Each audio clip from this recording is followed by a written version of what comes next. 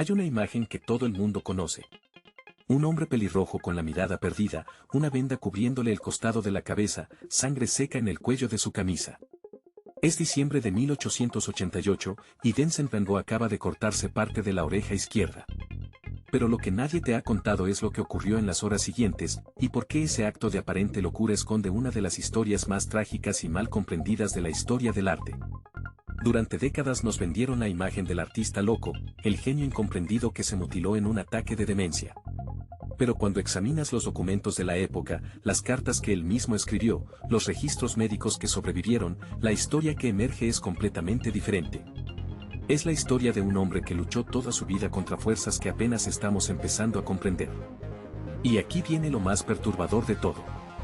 Vincent Van Gogh pintó más de 900 obras durante su vida. 900. Pero según los registros de ventas de la época, solo vendió una mientras vivía. Una sola pintura en 10 años de carrera artística. La pregunta que deberíamos hacernos no es por qué enloqueció, sino cómo logró seguir pintando. Vincent Willem van Gogh nació el 30 de marzo de 1853 en Groot-Zundert, un pequeño pueblo en el sur de los Países Bajos. Su padre era un pastor protestante de ingresos modestos, y su madre provenía de una familia de encuadernadores. Nada en su origen sugería que este niño se convertiría en uno de los pintores más influyentes de la historia humana. Pero hay un detalle que muchos biógrafos consideran fundamental. Exactamente un año antes de su nacimiento, en la misma fecha, 30 de marzo de 1852, su madre dio a luz a otro Vincent Willem van Gogh. Un bebé que nació muerto. Durante toda su infancia, Vincent pasó frente a la tumba de su hermano muerto cada vez que iba a la iglesia de su padre. Una tumba que llevaba su mismo nombre. Algunos estudiosos han sugerido que este hecho pudo haber marcado profundamente su psicología desde temprana edad.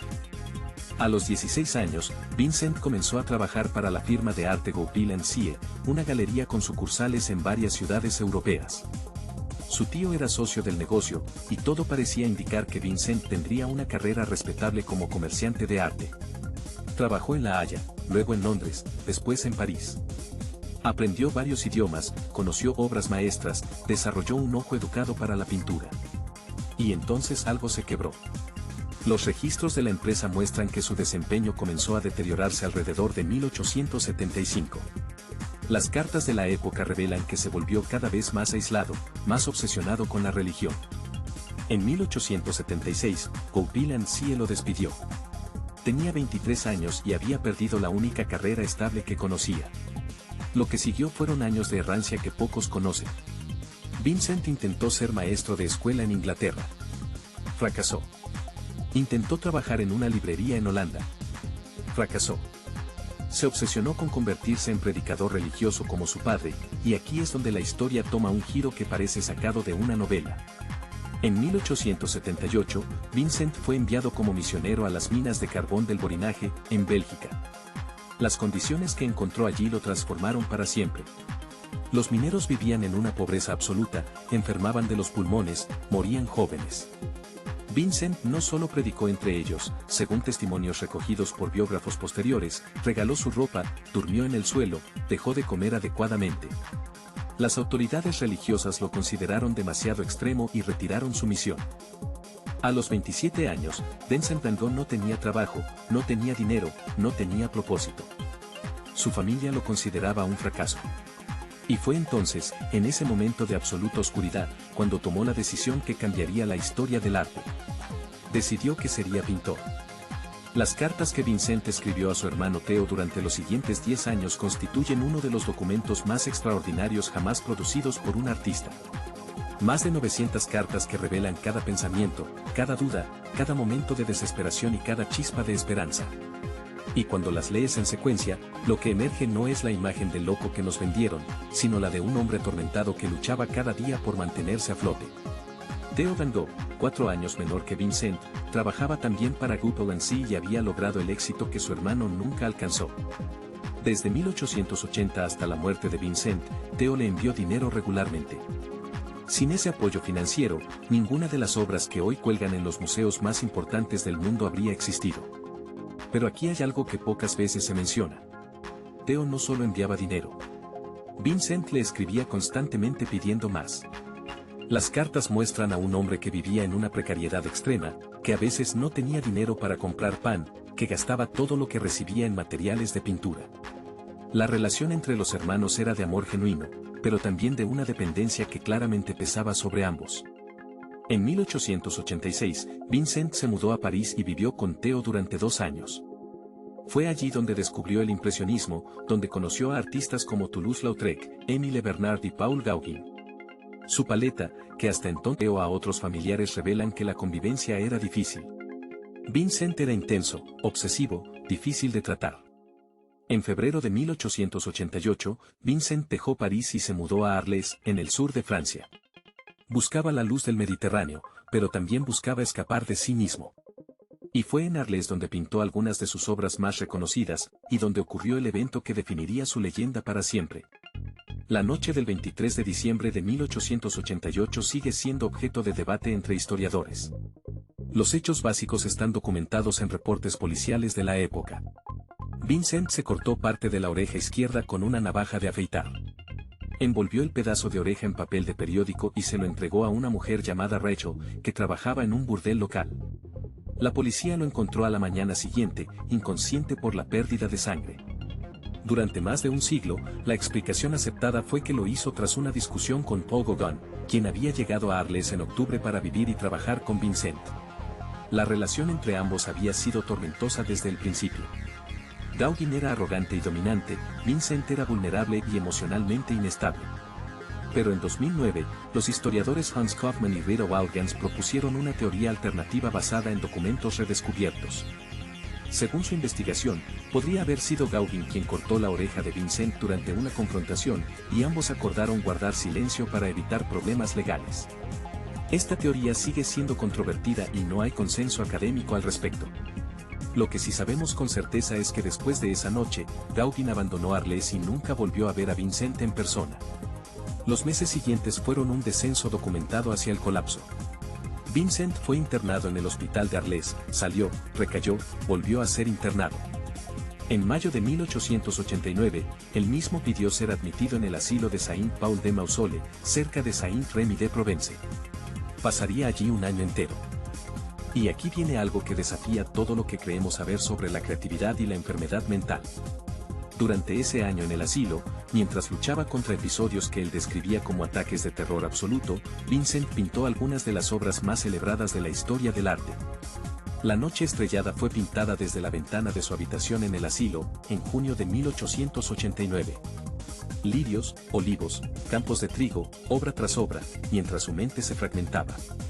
Los registros médicos del asilo, que han sido analizados por expertos modernos, describen sus síntomas pero no ofrecen un diagnóstico claro. Durante décadas, los especialistas han propuesto múltiples explicaciones. Epilepsia del lóbulo temporal. Trastorno bipolar. Porfiria aguda intermitente. Intoxicación por plomo de las pinturas. Efectos del absinthe que consumía. La realidad es que con los datos disponibles, nadie puede afirmar con certeza qué enfermedad padecía Vincent van Gogh. En mayo de 1890, Vincent dejó el asilo y se mudó a Auvers-sur-Oise, al norte de París, para estar más cerca de Theo y bajo el cuidado del Dr. Paul Gachet, un médico con interés en el arte y los artistas. Durante los siguientes 70 días, pintó aproximadamente 70 obras. Casi una por día. Era como si supiera que le quedaba poco tiempo. El 27 de julio de 1890, Vincent salió a pintar a los campos de trigo que rodeaban Auvers. Regresó al anochecer con una herida de bala en el pecho. Según el relato tradicional, se había disparado a sí mismo con un revólver. Theo fue llamado desde París y llegó a tiempo para estar junto a él. Vincent murió 2 días después, el 29 de julio, a los 37 años. Sus últimas palabras registradas, según Theo, fueron en holandés.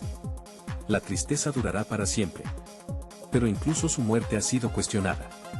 En 2011, los biógrafos Stephen Neff y Gregory Whitesmith publicaron una investigación exhaustiva que proponía que Vincent no se suicidó, sino que fue disparado accidentalmente por adolescentes del pueblo que lo molestaban regularmente. Según esta teoría, Vincent habría encubierto el accidente para proteger a los jóvenes y porque ya no quería seguir viviendo. La bala nunca fue extraída, el arma nunca fue encontrada, y el ángulo de entrada descrito en reportes de la época resulta inusual para un suicidio. El Museo Van Gogh de Ámsterdam mantiene que las pruebas no son suficientes para cambiar la narrativa oficial del suicidio. Pero la pregunta permanece abierta. 6 meses después de la muerte de Vincent, su hermano Theo también murió, consumido por lo que los médicos de la época describieron como parálisis general, probablemente sífilis avanzada. Tenía 33 años. La viuda de Theo, Johanna van Gogh Banger, dedicó el resto de su vida a promover la obra de su cuñado. Organizó exposiciones, publicó las cartas, negoció con galerías y museos. Y funcionó. Para 1920, 30 años después de su muerte, Vincent van Gogh era reconocido como uno de los grandes maestros de la pintura moderna. Hoy, sus obras se venden por decenas de millones de dólares. En 1990, su retrato del Dr. Gachet se vendió por 82.5 millones, un récord en ese momento. Irónicamente, el Dr. Gachet había pagado exactamente 0 francos por el cuadro. Vincent se lo había regalado. Cuando miras una pintura de Van Gogh, estás viendo más que pinceladas de color. Estás viendo el resultado de una vida de fracasos, de pobreza elegida, de una mente que veía el mundo de una manera que nadie más podía ver. Cada girasol, cada ciprés, cada noche estrellada fue pintada por un hombre que nunca supo que sería recordado, que murió creyendo que había fracasado. Y quizás esa sea la pregunta más incómoda de todas. Vincent van Gogh sufrió durante 37 años para crear belleza que nunca disfrutó. El mundo que lo ignoró en vida ahora subasta sus obras como trofeos. Celebramos su genio pero preferimos no pensar demasiado en su dolor. Entonces te pregunto a ti, que has llegado hasta aquí. Si pudieras hablar con Vincent, si pudieras decirle que algún día millones de personas harían fila para ver sus pinturas, ¿crees que eso habría cambiado algo? ¿O la tristeza, como él mismo dijo, dura para siempre? Déjame tu respuesta en los comentarios. Y si este video te hizo ver a Van Gogh de una manera diferente, suscríbete al canal. Hay muchas más historias que merecen ser contadas de verdad.